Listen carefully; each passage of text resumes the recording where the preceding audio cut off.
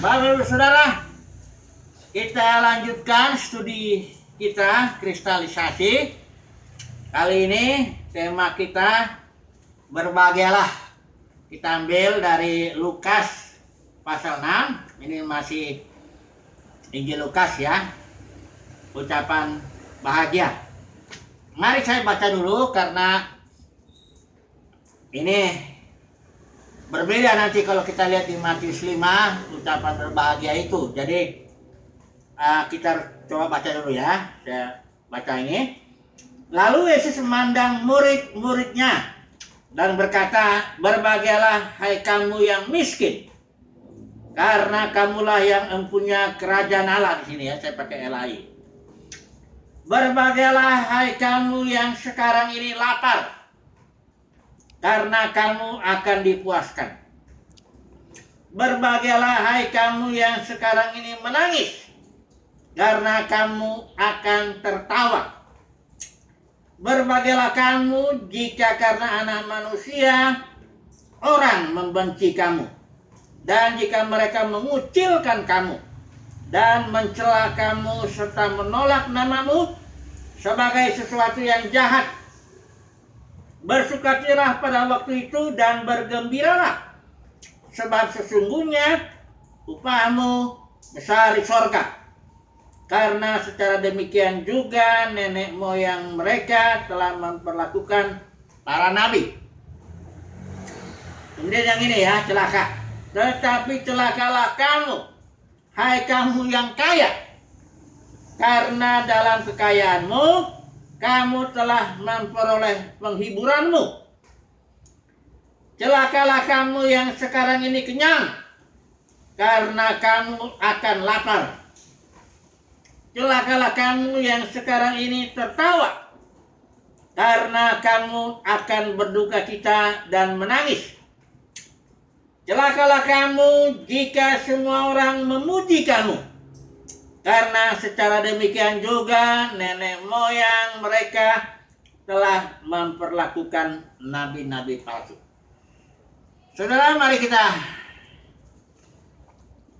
coba dulu pahami baik-baik, karena ini ada perbedaan ya. Kalau di Matius dikatakan miskin dalam Tuhan. Nanti kalau coba dulu kita lihat ya, banding-bandingkan sebentar ya kita, karena jangan terlalu cepat kita nanti menafsirkan bahwa Tuhan berarti menghendaki kita miskin dan supaya kita jadi bahagia. Nah, ini tunggu dulu ya. Coba dulu kita bandingkan dengan Matius 5, ucapan bahagia juga.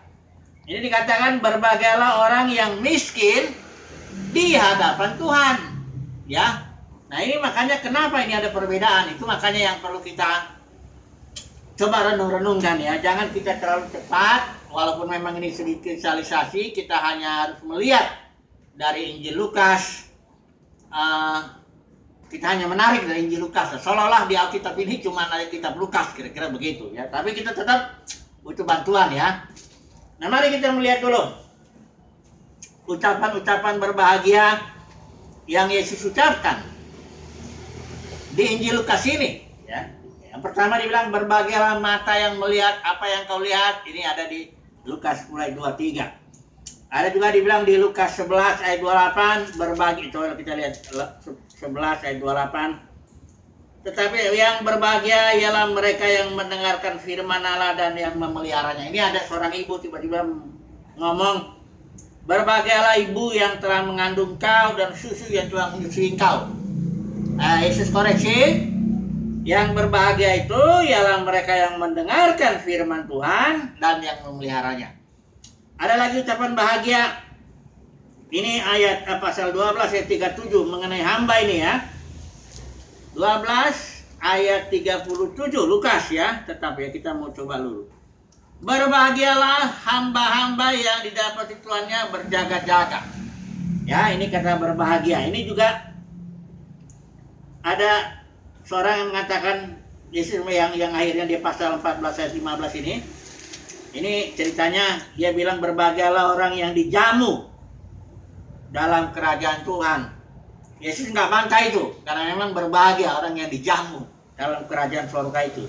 Hanya dia memberikan perumpamaan tentang orang-orang yang berdalih. Nah, jadi di dalam Injil Lukas ya, istilah berbahagia itu selalu masih dikaitkan dengan bukan dengan materi. Dari dibilang di situ berbahagia orang miskin atau berbahagia orang kaya. Itu kita sudah kutip tadi, berbahagialah mata yang melihat, apa yang kalau berbahagialah kalau engkau berjaga-jaga, ya berbahagialah hamba atau berbahagia orang yang mendengar firman Tuhan dan meliharanya. Jadi hati-hati kita menafsirkan kalimat berbahagialah orang yang miskin. Ini nggak ada tambahan soalnya di Lukas ini. Lain kalau di Matius. Kalau di Matius kita lihat jelas itu kebahagiaan tidak ada hubungannya dengan soal-soal jasmani. Kalau saudara baca nih Matius 5 itu, ya coba kalau kita lihat di situ. Selalu istilah berbahagia berhubungan dengan soal-soal yang batiniah. Nih lihat, berbahagialah orang yang miskin di hadapan Tuhan. Batiniah Pak Cito. Terus berbahagialah orang yang berduka cita, itu soal batiniah di dalam. Ya, berbahagialah orang yang lemah lembut, soal karakter di dalam. Berbahagialah orang yang lapar haus akan kebenaran, ini juga batiniah ya. Dan sebagai orang yang murah hatinya dan sebagainya. Semuanya itu hal-hal yang batiniah. Kebahagiaan dalam Injil Matius pasal 5 jelas terkait dengan hal-hal yang batiniah. Nah, kenapa di Injil Lukas ini Yesus mengatakan berbahagia hai kamu yang miskin. Satu. Kedua, berbahagia kamu yang lapar. Enggak dibilang lapar dan haus akan kebenaran. Enggak. Pokoknya lapar aja kamu. Nah, kamu bahagia. Ya. Terus berbahagia kamu yang nangis. Ya. Nah, ini baru berbahagialah kamu jika kamu dikucilkan karena anak manusia. Jadi bagaimana kita menafsirkan ini? Sementara Injil Lukas sendiri, bagian-bagian lain yang mengucapkan berbahagia itu selalu dikaitkan dengan hal-hal yang spiritual. Nah, mari kita melihat dulu ya, setiap penginjil yang tulis ini Injil itu Matius, Markus, Lukas, Yohanes, ini bukan hanya sejarawan, dia itu teolog. Dia mau menyampaikan sesuatu pesan teologis melalui cerita. Matius, dia itu teolog. Dia menyampaikan Yesus sebagai raja dan mau ditawarkan kepada orang Yahudi. Dia bikin cerita, diredaksikan sedemikian. Ini kalau dalam ruang kuliah dibilang kritik redaksi, ya. Peredaksiannya beda tiap-tiap ini. Jadi ini memang nggak bisa dibanding-bandingkan begitu. Nah, Markus digambarkan Yesus sebagai hamba yang melayani. Kalau yang tadi Matius untuk orang Yahudi ya, kalau Markus bisa untuk orang Yahudi, bisa juga untuk bukan Yahudi. Kemudian Lukas, nah ini Yesus digambarkan sebagai manusia, makanya di sini diredaksi ada pertumbuhan Yesus sebagai manusia, dan secara khusus manusia yang memang dari kalangan di bawah. Makanya berbagai orang yang kecil, Bapak berkenan memberikan orang kecil. Ini memang di dalam Injil Lukas Tuhan itu digambarkan begitu perhatian dengan orang-orang miskin, janda-janda, orang-orang tertindas ya. Oh, seperti itu. Dan memang diredaksikan sedemikian. Ya. Sebagai teolog, Lukas menyampaikan bahwa Bapa di sorga punya perhatian spesial terhadap orang miskin, yang menangis, yang tertekan, janda-janda dan sebagainya. Kalau Injil Yohanes lain lagi, Yesus digambarkan sebagai putra Elohim, ya. Makanya kalau Injil Yohanes disimbolkan misalnya Raja Wali, kalau Matius singa, nah ini lembu, kalau Markus dan ini sebagai anak manusia. Ada 4 makhluk itu kan di kitab Wahyu. Nah, jadi kita tidak boleh langsung menafsirkan dari hanya ucapan Lukas ini, walaupun ini sedikit kristalisasi, kita fokus kepada Injil Lukas, tapi kita juga harus melihat 4 teolog ini yang menggambarkan Yesus secara berbeda. Ya, pun juga Lukas Injil ini ditujukan kepada orang yang berbeda juga. Misalnya ya, Yohanes. Ini ditujukan kepada gereja yang sudah jatuh. Makanya kenapa Yusuf Arimatea Kalau di Injil Matius, Markus, Lukas, ya, diredaksikannya dia seorang yang bagus, orang yang kaya, anggota mahkamah agama, menanti-nantikan kerajaan sorga dan sebagainya. Itu bagus lah. Tapi kenapa di Injil Yohanes dibilang begini? Ada seorang Yusuf Arimatea, seorang murid Tuhan, tapi sembunyi-sembunyi karena takut kepada orang-orang Yahudi supaya jangan dikucilkan. Kenapa diredaksikan? Itu kan jelek itu. Kalau saudara dibilang kau murid Tuhan tapi kau malu-malu, takut-takut supaya jangan, kau nggak berani ngomong kebenaran karena kau takut dikucilkan, kan jelek itu, ya kan? Kenapa Yohanes kok meredaksikan Yusuf Arimatea kok jelek, sementara Matius, Markus, Lukas kok bagus? Jawabnya karena Rasul Yohanes ini sebagai teolog dia menulis tentang gereja yang sudah jatuh, yang waktu itu dalam tulisan ini zaman Yesus adalah dunia keagamaan, mahkamah agama itu, Sanhedrin. Itu makanya dalam Injil Yohanes berkali-kali soal isu-isu pengucilan muncul. Kok di Matius, Markus, Lukas enggak? Nah jadi kita harus melihat, ini namanya kritik redaksi. Jadi kita harus melihat dulu sebelum kita menafsirkan. Jadi kalau begitu bagaimana artinya ini? Berbahagia di orang miskin ini di Injil Lukas. Berbahagia juga orang yang lapar, yang karena jelas gak senang orang lapar. Karena ketika ada 5.000 orang di Injil ini juga dikasih makan. Enggak berdoa orang yang 5.000 itu di Injil lain juga enggak berdoa. Mereka enggak minta-minta Tuhan berikan kami roti, enggak. Tuhan langsung lihat. Mereka sudah berapa hari mengikut aku. Di sini enggak ada makanan, ya. Jadi murid-muridnya malah coba ngelak. Udah semuanya pulang ke kampung, pergi ke kampung cari makanan. Dia bilang jangan, bukan kamu harus beri makan mereka. Jadi Tuhan bukan senang orang lapar, enggak.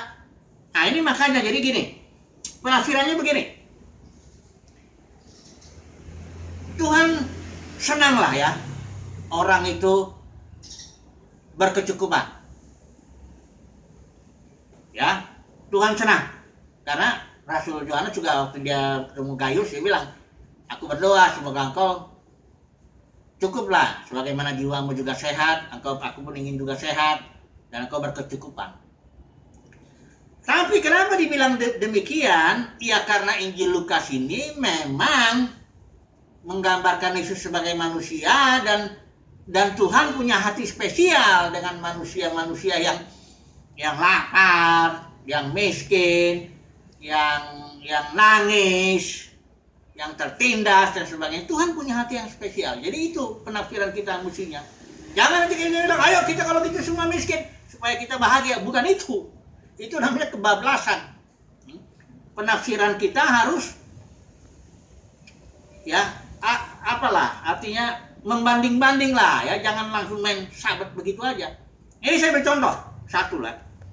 Mengenai iblis ini ya, penafsiran tentang iblis. Karena ini penafsiran yang sudah diterima begitu saja. Ini saya keluar dulu sebentar dari Injil Lukas, ya.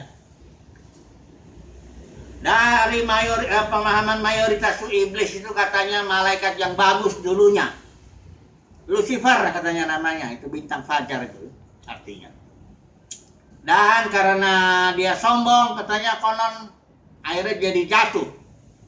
Ya ada yang cerita lagi dia tadinya pemimpin pujian di sorga katanya. Ya, ini penafsiran ini atas dasar Yesaya 14 dan Yeskil 28. Dan itu ayatnya jelas konteksnya itu tentang Raja Tirus dan Raja Babel. Kalau saudara nanti mau periksa itu. Jadi di situ dikatakan, oh Lucifer putra fajar engkau jatuh. Dan dicomotlah ayat itu tanpa mikirin konteks ya, karena konteksnya itu Raja Tirus, Raja Babel. Dia comot dan diterapkan kepada iblis. Padahal di dalam Yohanes pasal 8 maupun surat 1 Yohanes, iblis dibilang adalah berbuat dosa sejak semula. Jadi bukannya tadinya jahat, tadinya baik, itu jadi jahat. Bukan. Iblis itu memang dari awalnya sudah jahat. dari awalnya gelarnya sudah pembunuh dan pendusta. Tapi ini orang doktrin yang dengan berani mencopot ayat dari konteksnya. Konteks itu Raja Tirus, Raja Babel. Dia comot, diterapkan kepada iblis. Jadi katanya iblis ceritanya jatuh. Padahal kalau mau comot-comot gitu, itu ayat lebih cocok diterapkan kepada Adam. Karena di situ manusia kok. Raja Tirus, Raja Kolose, itu. Yesaya 14 atau Yeskiel 28. Itu manusia, dia ada di taman Elohim dan dia jatuh. Siapa di sini manusia yang jatuh? Kecuali Adam. Jadi Adam itulah yang Lucifer, bukan setan. Aduh. Nah, mari kita lihat dulu Kejadian pasal 3 ini. Ini penjelasan yang lebih lagi ya. Kejadian pasal 3. Itu dibilang kok, ular itu adalah binatang yang dijadikan Tuhan yang paling cerdik. Di Kejadian itu ular bisa ngomong. Ini jelas bukan ular jasmani, ya. Nah, di kitab Wahyu dijelasin ular itu, Wahyu 12 itu, naga itu, ular itu adalah setan. Jadi kalau kita ambil aja sederhananya, ini dua ayat kita bandingkan aja begitu, maka kita ambil kesimpulan bahwa setan diciptakan Tuhan. Memang dari awalnya jahat, kayak binatang-binatang, dan sifat dasarnya kayak binatang emang. Makanya ular dibilang, setan itu dibilang ular, kalajengking, ya singa. Jadi teori-teori penafsiran yang cocok kok, apa ya istilahnya, mencomot-comot begitu, itu bahaya. Kita menafsirkan Lukas ini ndak main asal berbagai orang miskin. Oh, berarti kalau gitu Tuhan senang kita miskin. Kalau begitu yang miskin hanya yang bahagia itu yang miskin. Nah, ini hati-hati. Kita nggak begitu. Kita memperhatikan dulu, banding-banding, ya, lihat dulu. Maksudnya apa? Kita lihat ya, mulai deh kalau metode kritis ya, kritik redaksinya kita mesti lihat.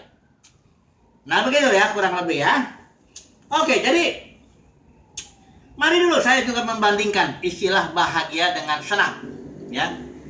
Karena sudah pasti kalau miskin nggak senang. Nggak mungkin lah orang senang kalau miskin. Itu sudah jelas.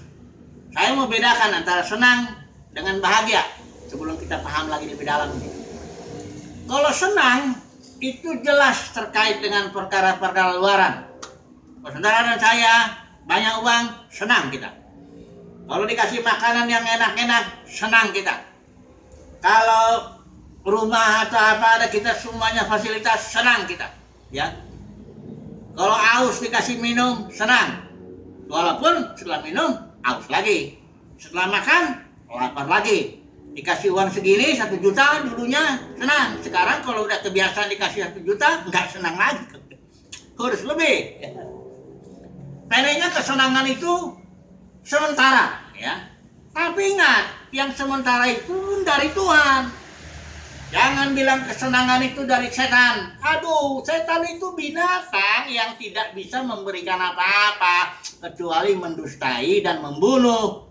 Itu memang kerjanya, diciptakan Tuhan untuk itu, ya. Segala sesuatu diciptakan ada maksud Tuhan. Jadi kalau setan itu memang jadi alat di tangan Tuhan. Nanti ada yang bilang, kenapa Tuhan adalah kasih kok bikin setan?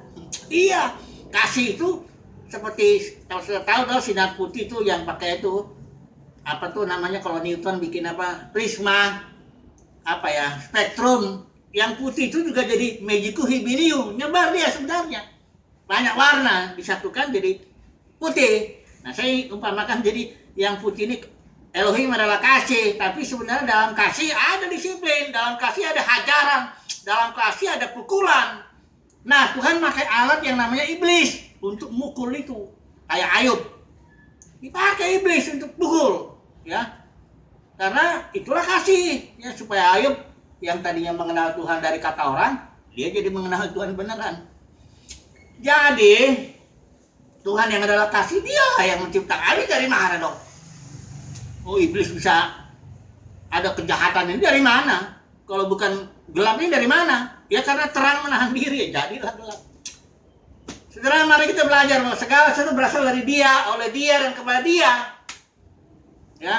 Coba dulu ya, doktrin-doktrin itu yang lama-lama pun perlu dikoreksi. Yang paling berotoritas itu kitab suci.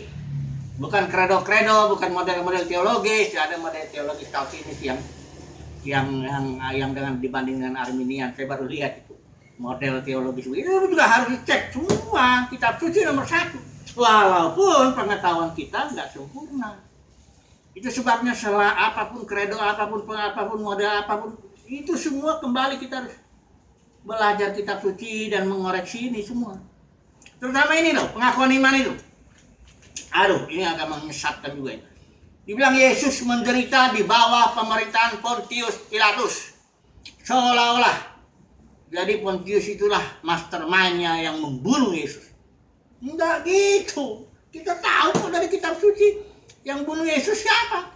Sanhedrin itu, dunia keagamaan di zaman Yesus itu, ahli Taurat orang-orang Farisi itu, yang sekarang masih ada. Dunia keagamaan yang jatuh itu. Jadi kayaknya disembunyikan gitu loh. Ini yang begini-begini nih. Waktunya sekarang kita buka ini. Yesus masih dibunuh yang adalah roh pemberi hidup saat ini oleh orang-orang yang ya itu dunia keagamaan yang sudah jatuh itu.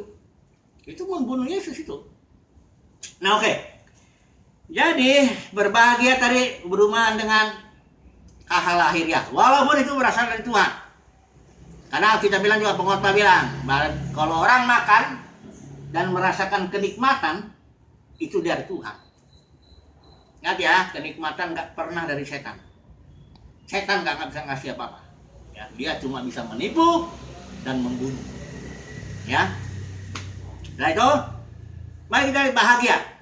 Kita harus ambil kesimpulan, walaupun di sini bilang berbagai orang yang miskin, tapi kita harus ambil kesimpulan dengan cara membanding-bandingkan ya, dengan cara dari Lukas ini pun dibilang istilah berbahagia ini selalu dikaitkan dengan spiritual, maka kita harus simpulkan bahwa kalau berbahagia itu sesuatu yang terkait dengan batiniah.